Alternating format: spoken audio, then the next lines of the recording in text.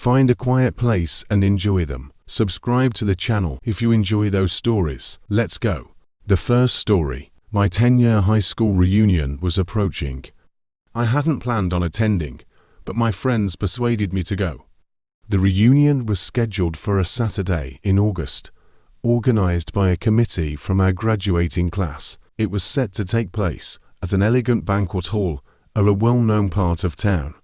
It had been years since I'd seen most of these people, except for the few friends from high school that I still kept in touch with. I was reluctant to go because I wasn't fond of many of my former classmates, and the idea of making small talk with 100 people I hadn't seen in a decade was daunting.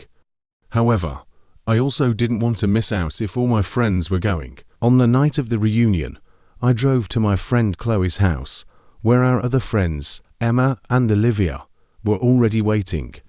We had a few drinks at Chloe's place before calling an Uber. The event started at 8 p.m., but we decided to arrive fashionably late at 9 p.m. As soon as we stepped into the banquet hall, I recognized many familiar faces, though they all looked a bit older. There were more people than I expected, around 80 to 100. Being with my friends made it easier to greet people I hadn't seen in years. The atmosphere was different from what I had imagined. There was a DJ, party lights, and a lively, noisy crowd. I had expected a quieter, more intimate gathering focused on conversations. People were drinking heavily, including my friends. We sat at a table with about 10 other girls from high school. As the night went on and everyone mingled, I felt a bit awkward as my friends dispersed to catch up with different people. I found myself alone at the table, eating, when I noticed a guy I didn't recognize looking in my direction. When we made eye contact, I quickly looked away, but couldn't help wondering who he was. I glanced back briefly and saw he was still looking at me. Soon, he came over and sat next to me. He introduced himself as Ryan and immediately started flirting, saying he saw me from across the room and felt compelled to come over. He was fairly attractive, and I didn't mind the company since I felt awkward sitting alone. I asked, "I don't recognize you. Did you go to our school?" He replied, "Yeah, everyone's been saying that. I transferred to your school during our senior year. I met quite a few of you." I responded. "Oh, that's interesting. Who do you know here?" I gave it to him and he walked away. My initial impression was that he seemed normal and I enjoyed our conversation. After he left, I was alone again. I finished my food and drink and went to find my friends. They were scattered around, talking to various people, some of whom I didn't particularly like. He mentioned he was friends with a couple of guys there. I asked their names, and he gave first names only. I guessed their last names, and he confirmed them with a laugh. We chatted for a while until he asked for my number so he could return to his friends. I joined Chloe, who was in the middle of a conversation with a few others. My friends were all quite drunk, and while I was tipsy, I wasn't on their level. I started feeling like I wanted to go home. Just then, I got a text from Ryan asking if I needed a ride home since he was leaving. I texted back, "Yes, please." He told me to meet him in the lobby. I decided to leave without saying goodbye to everyone, as it was too overwhelming. I saw Ryan in the lobby, and we walked to his car, a black two-door coupe. He asked me to enter my address into his phone and handed me a water bottle, suggesting I drink water to avoid a hangover. I took a few sips. Suddenly, my phone started buzzing with calls and messages from Chloe, Emma, and Olivia. They were asking where I went, and I told them I got a ride home. They kept pressing for details, and Chloe told me to check the Facebook group for the reunion. Emma sent a screenshot of a post from a girl warning everyone about a guy who wasn't from our school, introducing himself with different names to various girls. Chloe called me, and I declined the call, texting her that I was with a guy named Ryan. She replied in all caps, saying someone saw me leave with that guy. Panic set in. I looked at Ryan and decided I needed to get out of the car. At the next red light, I opened the door and said, "I have to go." Then ran as fast as I could to a nearby parking lot. Ryan didn't chase me, he just drove off. I called Chloe, who told me to stay put, and that they would come pick me up. I waited in the parking lot for about 15 to 20 minutes until they arrived. By then, I felt extremely drunk and my memory was foggy. I suspected that Ryan had spiked the water he gave me. Thankfully, I hadn't drunk much of it. The scariest part was that he now had my address. We all slept at Chloe's house that night. The next morning, I went home, but shortly after, there was a knock on my door. Terrified it was Ryan. I looked through the window and saw my neighbor. He asked if I knew the guy who had been looking through my windows the previous night. I told him about what happened. My neighbor was shocked and said he had told the guy he had the wrong apartment when asked if I lived there. My neighbor's quick thinking might have saved me from further trouble. When my lease was up, I moved to a different apartment in the same complex to be safe. I'm incredibly grateful my friends warned me before it was too late. The second story, my secondary school organizes reunions every 5 and 10 years. The 5-year reunion took place a few years back. My school was relatively small, with about 150 students per class, so nearly everyone knew each other, at least to some extent. This reunion was held in a quaint banquet hall in our town. I was eager to reconnect with my old friends, most of whom I hadn't seen in years. Of course, attending such events alone can be a bit daunting, so my friend Amanda and I plan to go together. Amanda has been my closest friend since middle school. She's been through all my ups and downs, and I've been through hers. This included my complicated history with a guy named Ryan. Ryan was someone I had a brief relationship with during our final year of school. We hooked up a few times, but he soon started showing obsessive and erratic behavior. When I tried to end things, he became aggressive and threatening. He sent me menacing texts, claiming he knew where I lived and when my parents weren't home, among other things. One night, he even came to my parents' house and threw rocks at my window. My dad had to chase him away. Eventually, he seemed to lose interest and left me alone. Ryan was part of a group of students who were considered somewhat odd. They weren't the athletes or the popular kids, just a peculiar bunch. When people learned about his harassment, many turned against him. I hoped he wouldn't show up at the reunion. Amanda and I arrived at the venue and started mingling, greeting many familiar faces. There were around 40 people in attendance, a decent turnout given our small class size. However, as the night progressed, I felt a tap on my shoulder. I turned around to see Ryan. My heart sank, he said. Can we talk? It had been years since we last spoke, and that was his opener. I responded with something like, Hey, I hope you're well, but there's nothing to discuss. and tried to walk away. He grabbed my shoulder, spinning me around. He asked, You're really going to be like that? pushed his hand off and told him to let go. He looked around nervously and said, All right, all right. Before walking away, I could tell he didn't want to attract negative attention. This encounter ruined my evening, as I now had to avoid Ryan for the rest of the night. He was hanging out with one of his old high school friends. I discussed the situation with Amanda and a few other friends, telling them about Ryan's behavior. Everyone agreed he was always a creepy weirdo and had a reputation for being aggressive towards girls. Thankfully, I didn't see him much after that initial encounter. I assumed he left early, which was a relief. Amanda and I stayed for a few more hours before leaving with some other friends to go to a nearby pub.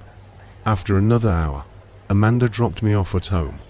As I walked to my front door, I noticed a car pass by slowly. Given the late hour and how quiet the street usually was, this was unsettling.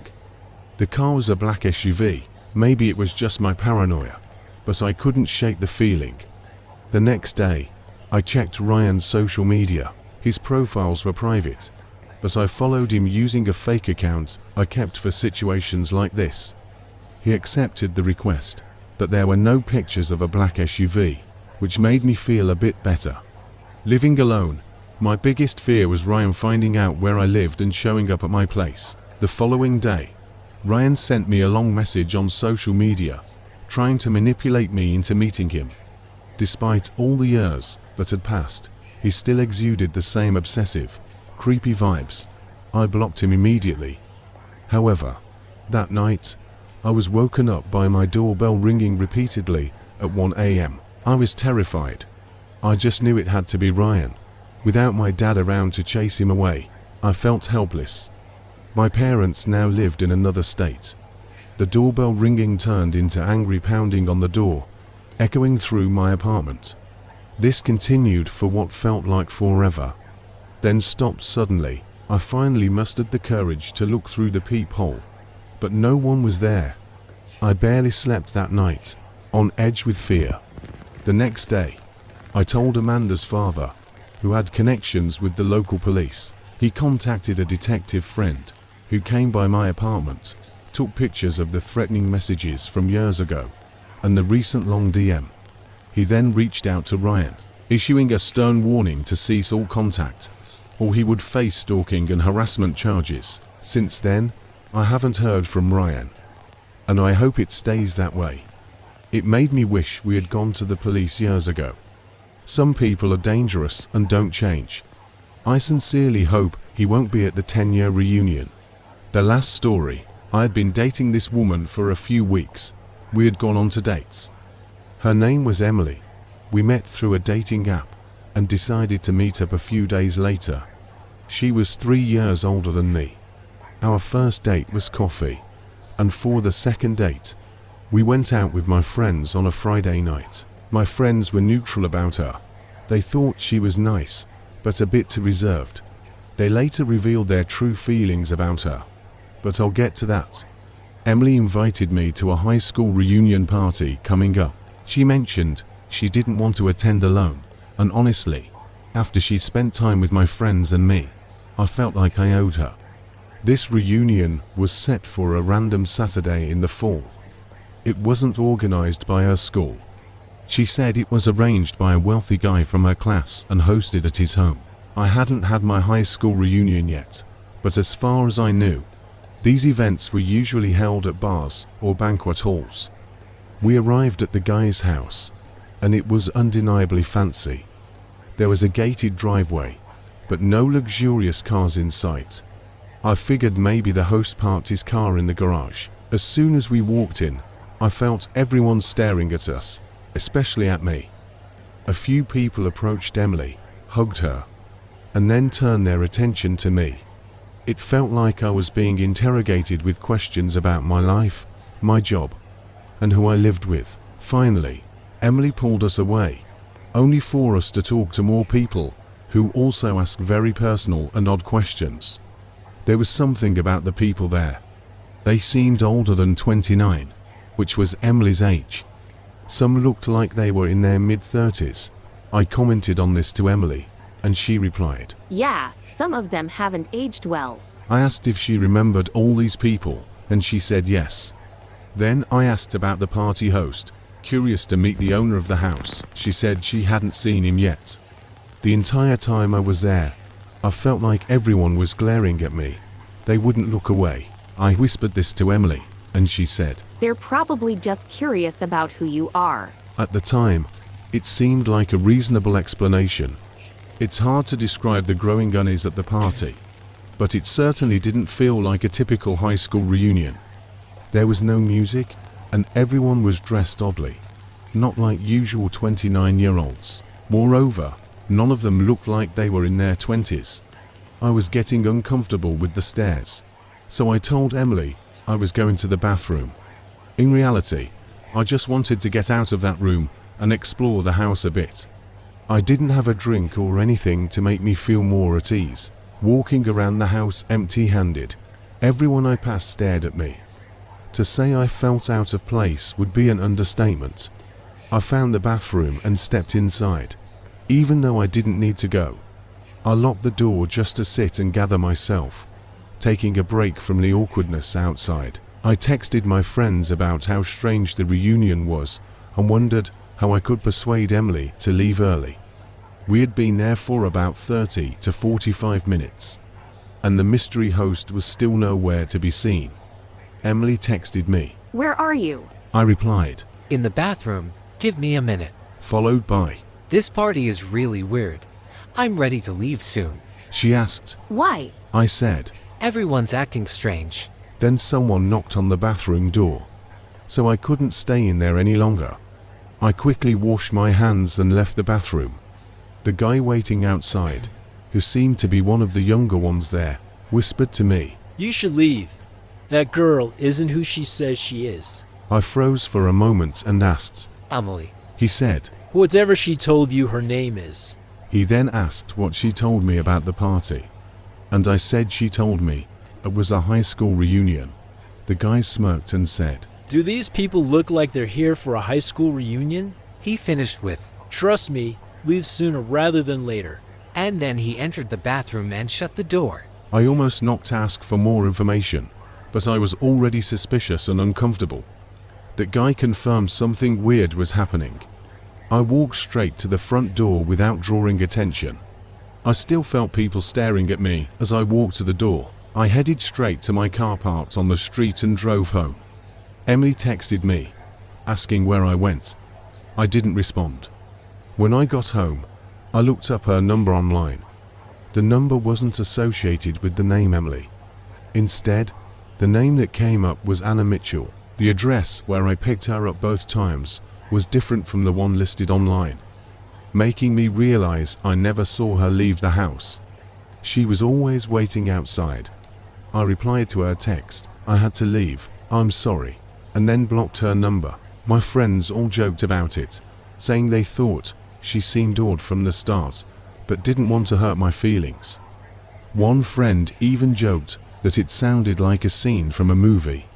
My friends and family had various theories about what was going on. Some thought I exaggerated the story until I told them about the fake name and the guy's warning.